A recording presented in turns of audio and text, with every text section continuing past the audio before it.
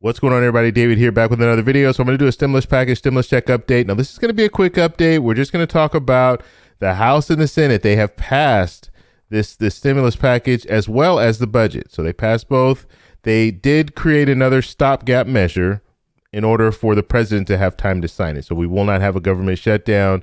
We have the $2.3 trillion bill now because they combined the two. So you had 1.4 trillion. That was for the budget, and then we have the 892 billion for the new stimulus package. So that's good news. We got that. We got that signed. But I want to talk about two things. I want to talk about the way that this thing was all set up.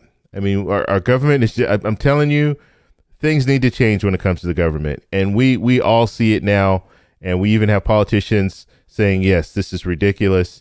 And so I want to talk about that because you have a 5,500 page bill and they don't have time to read it. Politicians don't even have time to read the bill.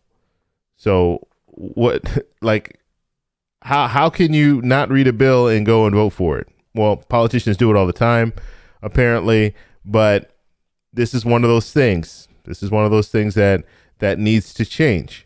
There needs to be adequate time for someone to sit down and take a look at the bill. And I'm going to explain to you the reasons why that is very important. We're also going to talk about the stimulus check. So you heard politicians before saying if you got the stimulus check last time, you're going to get one this time.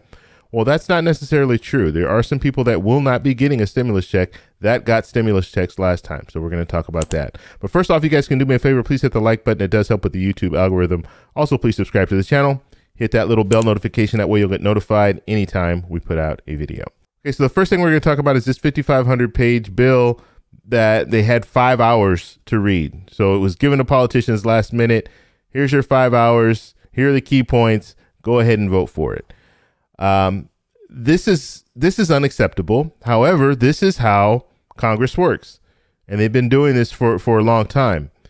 And there's big issues with this. And we know, I mean, look, if you don't look at a bill, how are you going to vote yay or nay if you don't know what's in it?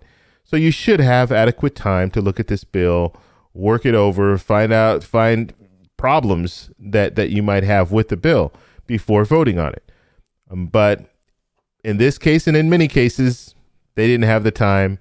A lot of them voted for it anyway. I mean, you had politicians tweeting that they thought that this was not acceptable, but probably voted for it anyway. But the main reason, there are two main reasons. The one I already addressed as far as you need to know what's in a bill before you vote on it.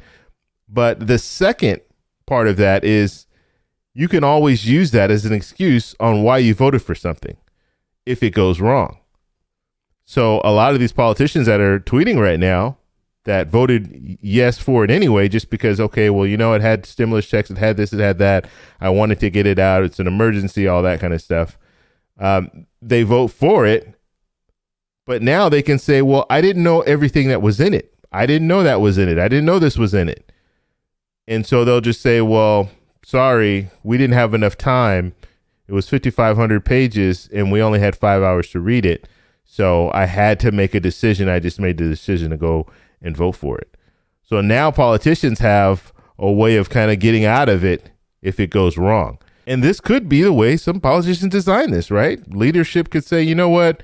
There's some things in here you're not going to be comfortable with, but I'm going to give you this big bill and you're not going to have time to read it. So you have some plausible deniability when it comes down to it. You know, I didn't know everything that was in it. I'm sorry. And I had to vote for it. So this kind of gives politicians a way out, which I do not like. I don't think politicians should be able to do that. I mean, they should be able to have time to read it and they should be held accountable for whatever they vote for. So that's how I feel about that. Okay, let's talk about the stimulus check. So you remember $75,000 or less. That's the key, right? If you make $75,000 or less, you're going to get the full amount. So back in March, when they signed the CARES Act, it was $1,200. And then it started to tier down. So 5% on every dollar basically is what it came down to. And so that capped you out at $99,000. So if you made $99,000 or less, you were going to get something, or I should say less than $99,000, you were going to get something when it came to a stimulus check.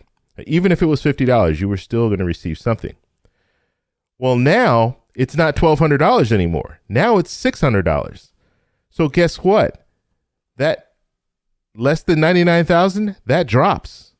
It drops down to less than 87,000. So if you find yourself in between 87,000 and 99,000, guess what? You're not going to get a stimulus check.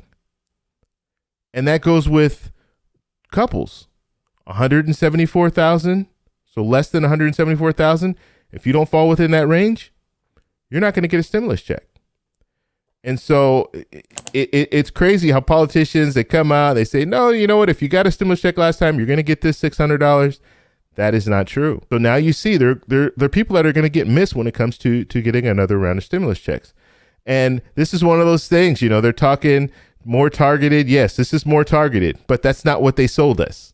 That's not what they sold the American people. They sold the American people, same people are going to get the stimulus checks. And now you see why there's a big problem with this $600. If we would have gone with the $1,200, that would be correct. Everyone who got a stimulus check last time will get a stimulus check this time.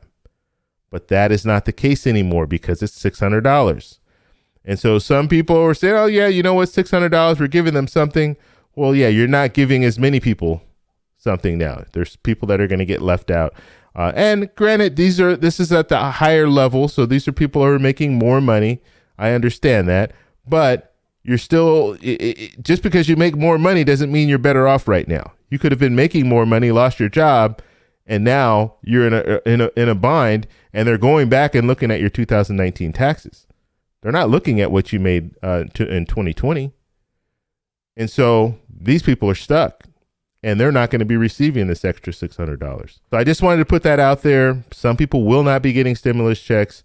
This has been reported. I've seen a few people talk about it. I've seen a couple of articles about it, but I just watched today mainstream media saying 99,000. It's not 99,000. It's 87,000. So that's all I have for you guys today. Thank you guys all for stopping by. I really appreciate all your support. I'm going to be deep diving into the stimulus checks. So if you guys have questions about stimulus checks, leave it in the comments section, and then I'll use those questions to create future videos. But as of right now, Treasury Secretary Steven Mnuchin, he says that checks should be going out next week. So we should be seeing checks before the new year. So that should be good news for a lot of people. So comment down below. If you like this video, please give me a thumbs up. Please subscribe for more, and I'll talk to you in the next one. Bye.